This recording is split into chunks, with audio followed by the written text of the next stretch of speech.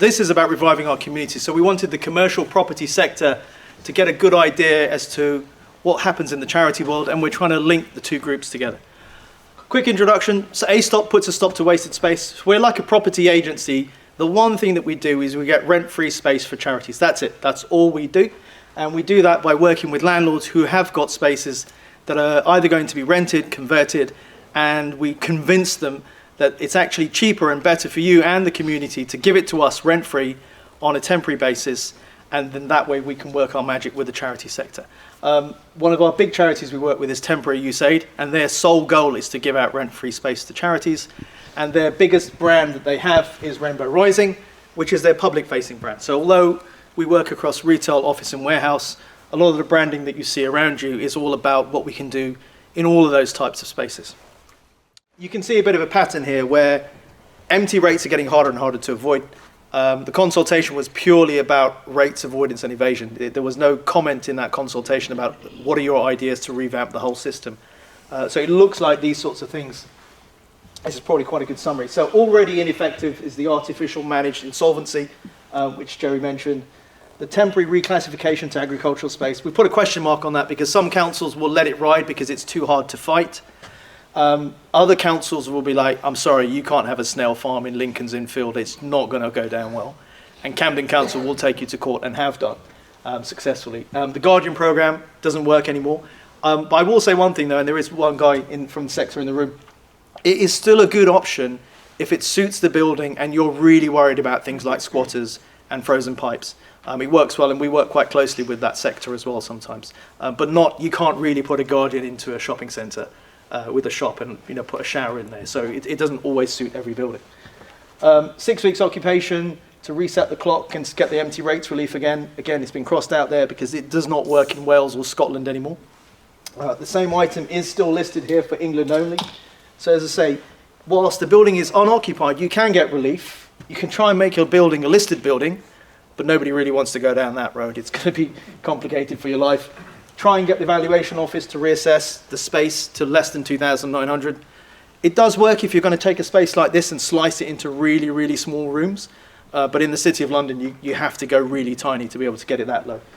So these are factually accurate, but pretty hard to actually implement these three over here. And again, as I say, you can still do the 6-week, 43-day thing in England, but we don't know for how long. And this is something that I picked up in a conversation with one of Jerry's colleagues originally a few days ago is, well, the best way to not pay empty rates is to make sure it's not empty. So actually cut a deal, which was the whole idea for this incentive. Cut a deal with a retailer, a leisure operator, whoever it is, go down lower on the rent, give them a rent-free period, support them in some other way if you can. And you're going to hear more from Matt later on with his long game ideas, which is that kind of mindset. And I think it's a good one to have.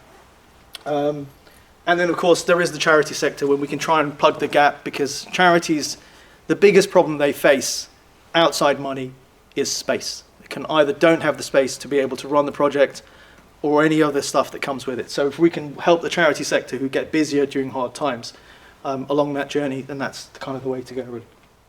So just a quick recap. These are the things that are no longer effective. This is what you can do when something is empty. And as Matt has said, get someone in. That's kind of really the best thing you can do, short-term and long-term. So I'm just going to jump to the next slide now. So we're now going to tell you what we think is going to happen. So again, best guesses on our part, based on everything that we've heard, the input from Jess, and all that sort of stuff. So we think the 6 weeks will become 6 months for England. So we'll focus on that in the next few slides. But that's probably the hottest one of them all in terms of what's likely to change. And that's, as Jerry said, if it gets changed at all. There is talk about 3/6 months being reduced to 3. So the industrial guys who get 6 months rates relief, that might be cut back to 3. More power given to councils. Again, I think that's just a natural trend that's going to be progressing. So that's probably one. Putting a 1-year time limit on insolvency and liquidation, so you don't see the Debenhams and the paper chases sitting empty for many, many years after they've closed down. I guess the same goes for Wilcos as well. Remove any reclassifications to the agricultural space. That's because some councils will fight the fight, some won't. They just might make it law just to say that just doesn't work unless you've got, for example, planning sorted out. Clearer rules from the VOA as to how much of a strip out do you need to do. to take something off the rating list. So again, this space will start getting stripped out this weekend. How much they have to do to get out of the list completely, it's a bit of a hard fight. And the VOA is very strong, but they're very much behind as well. So sometimes you will not find out for quite a long time. Tighter checks on qualifying for small business rates relief. That's a bit of a mind blow. If you're interested in understanding more about that, please catch me or Jerry at the end of this conversation. But it's too much detail for now. Time limits on new builds. So sometimes you'll see a brand new block of flats, shops on the ground floor just seem to stay empty, never been occupied. And correct if I'm wrong, Jerry, but they don't pay rates until they first come into occupation, I think is the rule at the moment. Yeah, I mean, again, another complex area, but councils can serve completion notices, which doesn't force a developer to actually do any works, but it makes an assumption that works will be completed with a certain time limit, and then empty rates can kick in. So there are rules, but very complex area. Okay. Oh, my mind is blown already, so we'll move on from that one. And then, of course, this is the one that we're here for, is to try and help you get your head around ethical empty rates mitigation work, and please help the charity sector as well. So I'm going to take you through some of those. Okay, so the current situation, and hopefully you guys are into graphs. If you have a rate bill of 100 grand between day 0 and day 365, you'll pay 100 grand in empty rates. That's the blue line. The more you save, the lower these costs will be. So the gap is what you're interested in if you're a landlord.